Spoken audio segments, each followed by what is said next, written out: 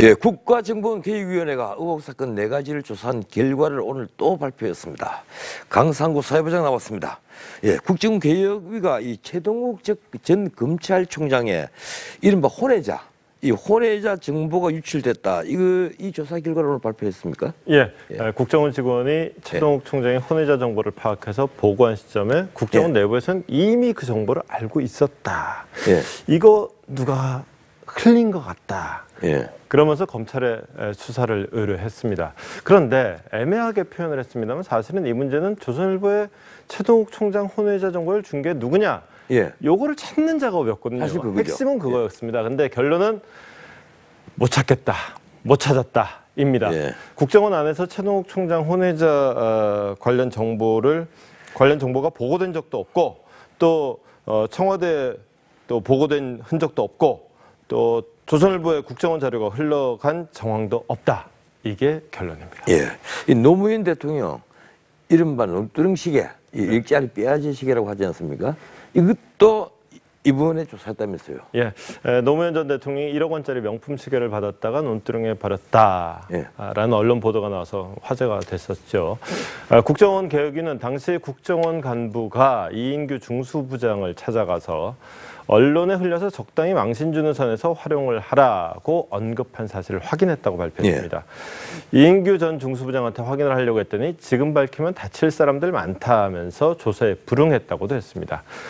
당시에 조선일보가 국정원이 수사에 개입했다는 의혹을 보도를 한 적이 있었는데 국정원 직원은 KBS 보도국장에게 조선일보 보도를 따라서 보도하지 말아달라면서 200만 원을 줬거나 또는 그에 상응하는 접대를 한 진술과 증거도 확보했다고 발표했습니다. 물론 이 사안을 검찰에 의뢰했습니다. 하지만 정작 논두렁 시계의 사실관계는 전혀 밝혀내지 못했습니다. 검찰 수사 기록을 국정원이 보지 못했다고 했습니다.